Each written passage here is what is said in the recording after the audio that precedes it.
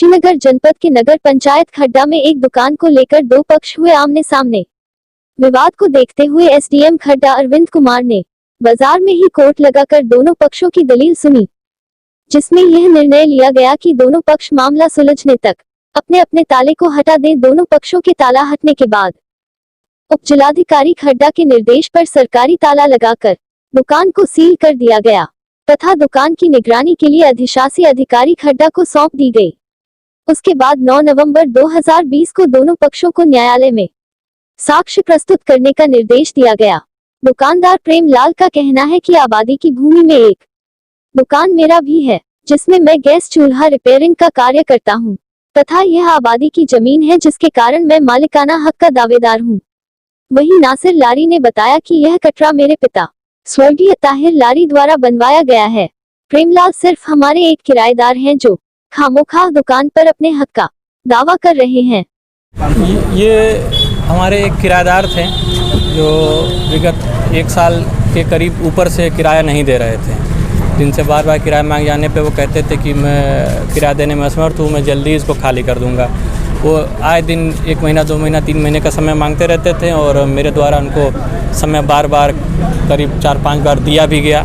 लेकिन फिर एक दिन उन्होंने मुझे थाने से पता चला कि आपके खिलाफ़ एप्लीकेशन पड़ी है और इन्होंने तहसील में भी जो है एक वाद दाखिल किया कि ये दुकान उनके दादा द्वारा निर्मित किया गया था, जबकि वो मूल निवासी खड्डा के है ही नहीं। ना वो, ना उनके बाप, ना उनके दादा कोई खड्डा के मूल निवासी नहीं है। ये दुकानें मेरे दादा द्वारा निर्मित की गई थी। यहाँ सारे किराएदारों ने अभी एसडीएम साहब के सामने, एसओ साहब के सामने, सीओ साहब के सामने इस बात का बयान भी दिया है। इनके द्वारा जो है एक निरर्थक प्रयास किया गया अवैध तरीके से दुकान को कब्जा करने के लिए, जिसमें पूर्व चेयरमैन राजू तुलसानी द्वारा इस घिनौने कार्य में उनका समर्थन और साथ दिया गया पूरी तरह से, सिर्फ और सिर्फ राजनीतिक साजिश के तहत और राजनीतिक रंजिश निकालने के लिए। लेकिन जिस तरह से आज नगर के सारे लोगों ने, दुकानदारों ने सच का साथ दिया, मैं उनका हृदय से आभारी हूँ और उनको कोटि कोटि धन्यवाद करता हूँ। बिल्कुल, मैं आज एसडीएम साहब ने जो निर्णय लिया है मैं उससे 100% संतुष्ट हूँ। उन्होंने बिल्कुल सही काम किया है। भाई अगर जो सच्चाई है वो बयां होती है, भाई वो लेखपाल ने भी इस पर रिपोर्ट लगाई है जिसका उल्लेख उन्होंने खुद किया है आज, और लोगों ने भी गवाही दी है और मैं उस कार्रवाई से संतुष्ट हूँ। इस दुकान को लेकर जो विवाद उठे थे उस पर आपका क्या कहना है? हमारा कहना ये है, शुरू से हम विगत कई महीनों से सुनते चले आ रहे हैं, घाटा संख्या 203 आबादी बाज़ार की ज़मीन है। पहले तो इसको हम स्पष्ट करना चाहते हैं और शासन प्रशासन से जानना चाहते हैं कि आबादी बाज़ार की ज़मीन सरकार की है या किसी की प्राइवेट है, यह पहले स्पष्ट किया जाए। और आबादी बाज़ार की ज़मीन अगर है तो आबादी बाज़ार की ज़मीन 9.5 एकड़ है, 10 घाटा संख्या है उसमें। हमको लग रहा है रेलवे स्टेशन से लेकर आज़ाद चौक तक आबादी बाज़ार है। पूरा बाज़ार लोग घर बना के, दुकान बना के आबादी बाज़ार में बसे हुए हैं। तो केवल एक आदमी को टारगेट किया जाए, कोई भी नियम कानून हर आदमी के लिए बराबर है। अगर कोई वैधानिक कार्रवाई होती है तो सब पे होनी चाहिए। और ये दुकान किराएदारी की बात है, खाली करने की बात है, तो यह परिपाटी पूर्ण रूप से गलत है। 80% व्यापारी यहाँ किराए के मकान में और दुकान में रहते हैं। ऐसी परिपाटी से आगे समस्या उत्पन्न हो जाएगी। कोई मकान मालिक किसी को दुकान अपनी किराए पर नहीं देगा। क्या नाम है आपका? प्रेमलाल जायसवाल। घर कहाँ है आपका? शीशवा बाजार। तो ये बताइए, किस बात को लेकर आपने प्रार्थना पत्र दी थी दुकान संबंध में? ताहिर लारी के लड़के नासिर लारी हमसे 6 महीना से कह रहे थे पैसा दो, 12 लाख रुपया, नहीं तो खाली करो।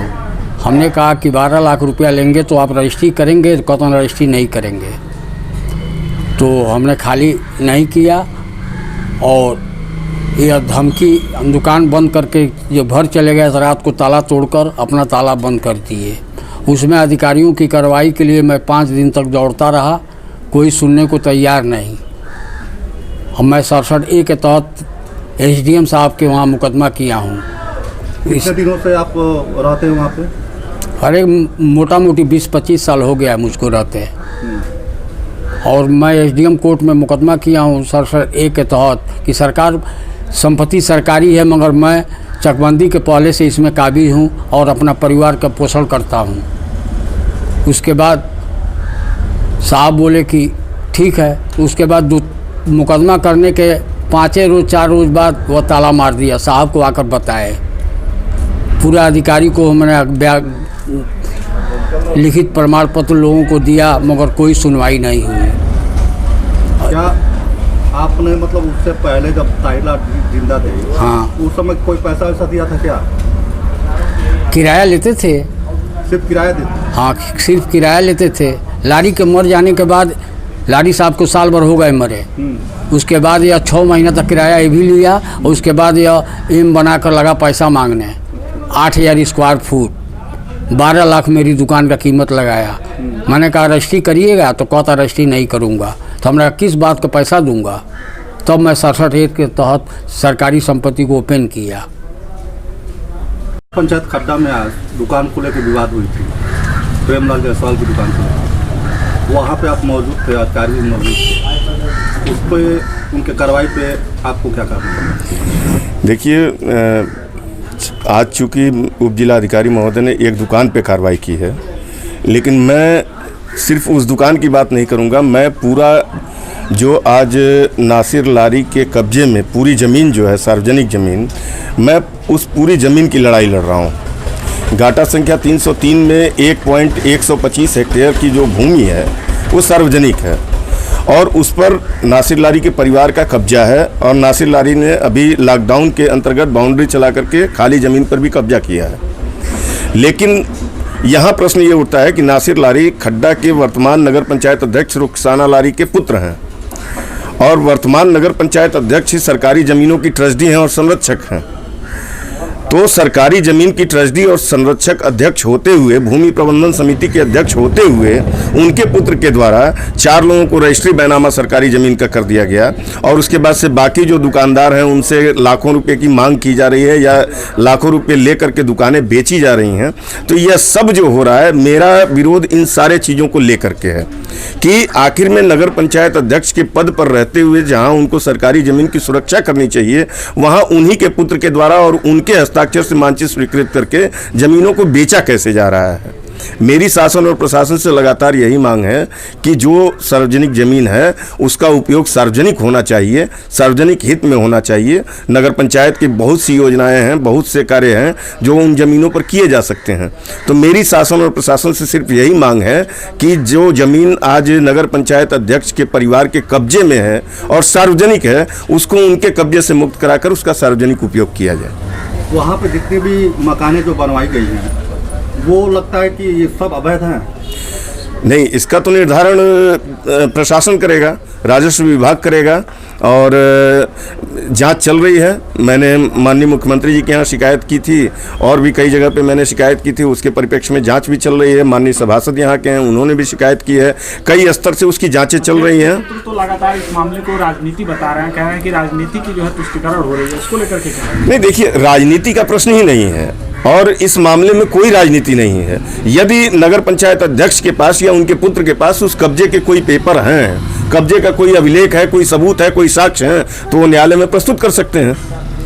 मैंने कभी ये नहीं कहा कि हम वो गलत कर रहे हैं या सही कर रहे हैं। मेरी डिमांड सिर्फ ये है कि चूंकि मेरी भी पत्नी नगर पंचायत अध्यक्ष रही हैं और मैं नगर पंचायत अध्यक्ष के अधिकारों को जानता हूँ, उन अधिकारों को जानने के नाते मैं ये पूछ रहा हूं शासन और प्रशासन से कि नगर पंचायत अध्यक्ष होते हुए उन्होंने सार्वजनिक जमीन पर मानचित्र स्वीकृत कैसे कर दिया?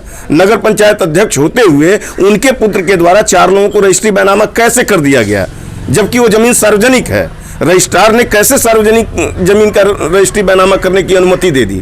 शासन और प्रशासन कैसे मूक दर्शक बनकर देखता रहा और लॉकडाउन की कठिन परिस्थितियों में सार्वजनिक लगभग वो उतनी बड़ी करोड़ों रुपए की बहुमूल्य जमीन पर नासिर लारी ने बाउंड्री चलाकर कब्जा कर लिया? आखिर में उस वक्त शासन प्रशासन क्या कर रहा था? आज नगर पंचायत की अगर कोई सार्वजनिक हित की जमीनें हैं और वो इस तरह से कब्जा हो गई और इस तरह से लोगों ने कब्जा, अभी आज मैं वहां गया था तो एक बात नासिर लारी के पक्ष के लोगों के द्वारा उठाई जा रही है कि इस तरह तो पूरा खड्डा ही चपेट में आ जाएगा, लेकिन ऐसी बात नहीं है। मैं आपके इस चैनल के माध्यम से खड्डा वासियों को यह आश्वासन देना चाहता हूं कि पूरे खड्डा की इसमें कहीं बात ही नहीं है। इसमें बात केवल यह है कि नगर पंचायत अध्यक्ष होते हुए उनके पुत्र के द्वारा जो अवैध रजिस्ट्री बैनामा किया जा रहा है, दबाव बनाकर दुकानदारों से रुपए लिए जा रहे हैं, दुकानों की खरीद बिक्री की जा रही है, मेरा संघर्ष उसके विरुद्ध है। और मैं आपके चैनल के माध्यम से अभी भी उस कटरे में रहने वाले सभी दुकानदारों से निवेदन करूंगा कि जब तक इस मामले का वास्तविक निर्णय सामने नहीं आ जाता कि वो जमीन कैसी है और किसकी है, तब तक वो किसी प्रकार की खरीद बिक्री में लिप्त न हो, किसी को पैसे का कोई लेन देन न करें।